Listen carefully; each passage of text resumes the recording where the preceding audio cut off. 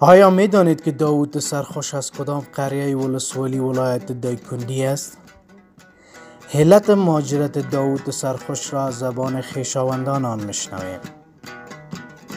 اگر معلومات ندارید تا آخر برنامه ما را همراهی کنید.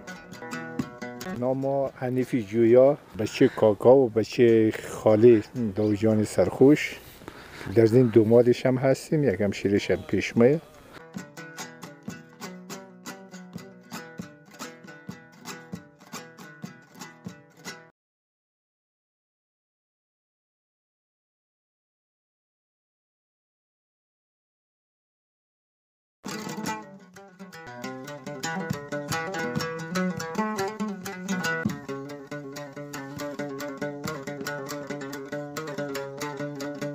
ولسوالی سنگ تخت بندر از جمله ولسوالی‌های ولایت دایکنی در مرکز افغانستان می باشد که جزء ولسوالی‌های شمالی ولایت دایکنی به شمار می رود.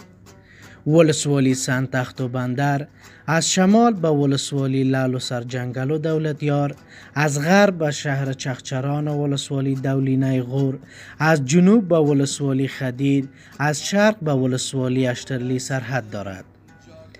آب و هوای این ولسوالی در فصول بهار، تابستان و خزان معتدل و در فصل زمستان سرد است. مرکز این ولسوالی در دهن سلبیتوی بندر است و دارای 290 قریه و 5256 کیلومتر مربع مساحت دارد.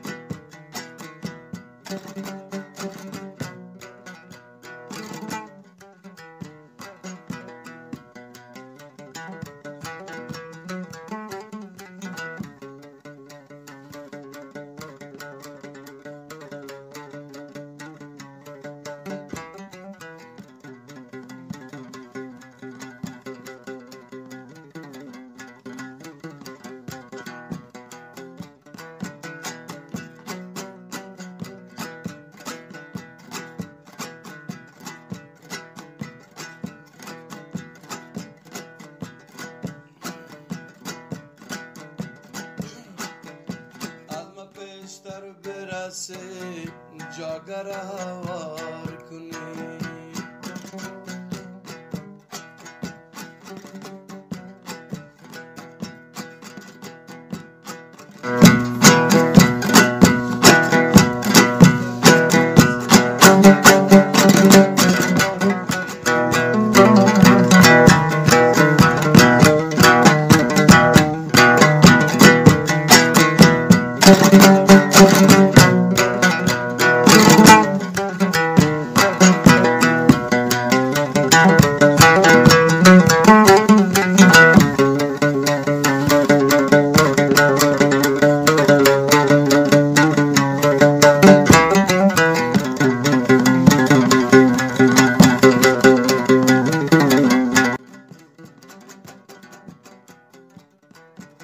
ولسوالی سنگ تخت و بندر با داشتن کوههای بلند و سر به فلک کشیده، چشمه‌های جوشان و رودبار جاری، زمینه خوب را برای کشت و زراعت و پرورش حیوانات فراهم می سازد.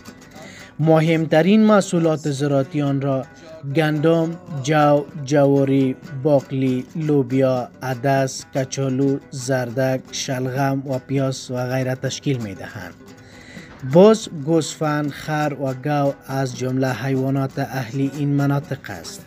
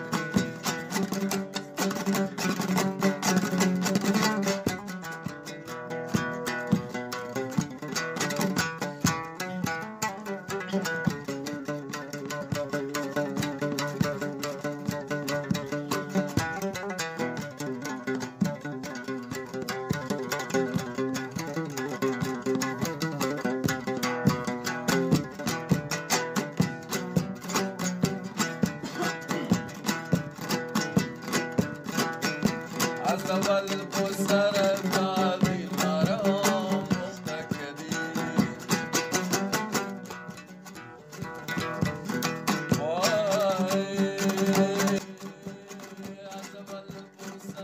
ولسوالی سنتخت و بندر از چند قریه بزرگ مانند بندر بالا، بندر پایین، غجورباش، تلخک و شیرالی تشکیل شده است. بیشتر مردم زندگی خود را از راه کشاورزی تامین می کنند. مردم این ولسوالی گندم شهکوی و گندم نرمکوی، جواری، عدس، پیاز، کچالو، باقلی، زردک، شلغم کشت می کنند که از این طریق مخارج و خوراکشان را تامین می کنند. حیوانات اصلی این مردم عبارت از گاو، گوسفند، بز، خر، اسب و غیره می باشد.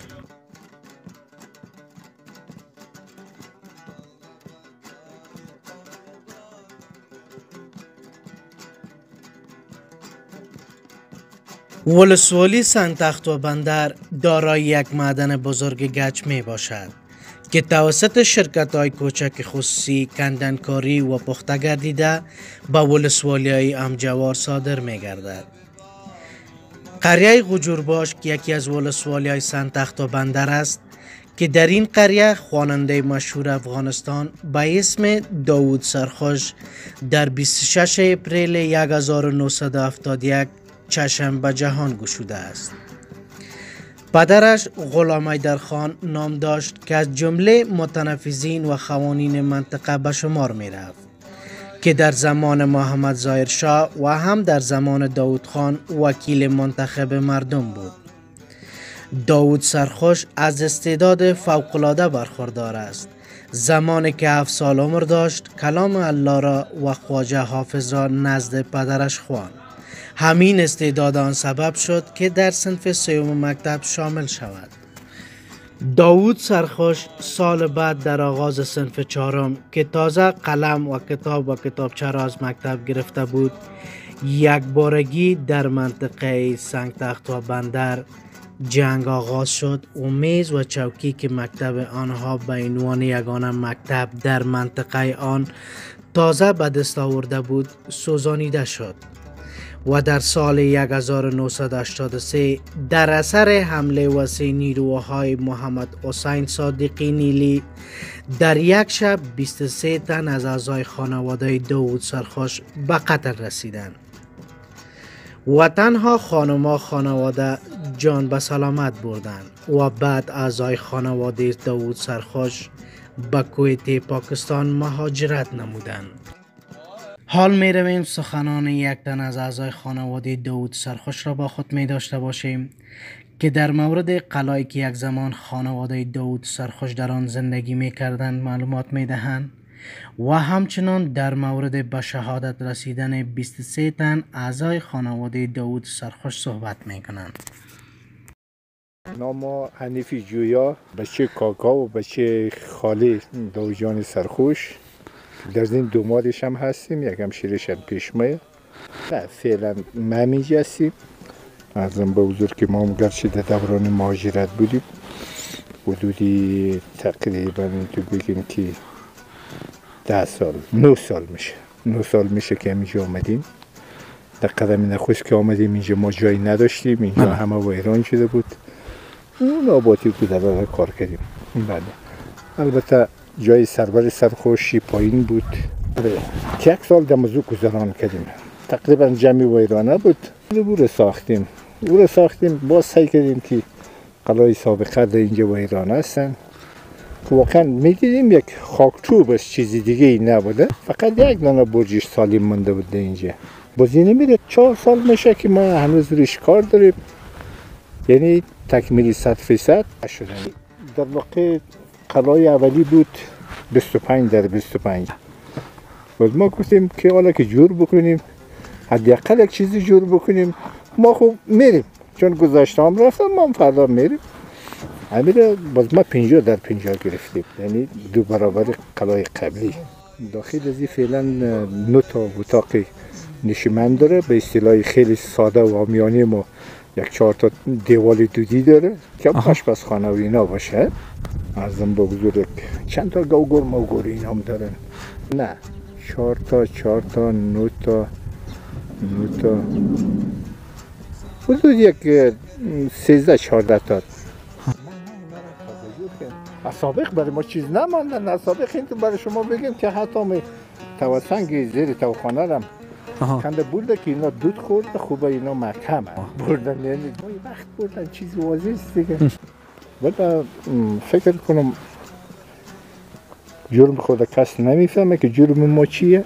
تا خود سرور سرخوش دو زمان یگانه آدمی تحصیل کردی منطقه سنتخت و بندر بود، یا حتی بگیم که از ساحه دایکنڈی. تحصیل برای مردم ما بسیار کمیاب بود. در واقع هر کس هم نمیتونست. یک آدم روشن بود، گذشته از یک هنرمند هم بود، شاعر خوب بود. یک آدم خیلی ساده نبود من که اگر متوجه باشه نمی لحظهش هم خیلی از شعرهایش تازگی خود داره. آدم نمیشه بگو یک هنرمند بوده یک دنباله‌ای بوده. دمو شوروزای قربان از مهاجرت آمد از ساحه ایماق، ساحه ولایت غور.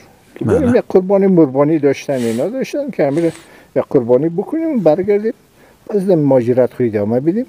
دلیلش هم بود که نه دست ما بخونی کس آلوده شد، نه دست کس بخونی ماها. خانواده داوود سرخوش زمانی که به کویت پاکستان مهاجر می شوند، هنرمند محبوب کشور صنف در را در کویت پاکستان می خواند و زمینه برای او مساعد می شود و به انگلستان سفر می نماید و بعدا از انگلستان به اتریش می آید. فعلا در اتریش زندگی می کنند. سپاس از اینکه ما را حمایت می کنید و چینل ما را دنبال می کنید. تا برنامه بعدی شما را به خداوند یکتا می سپاریم.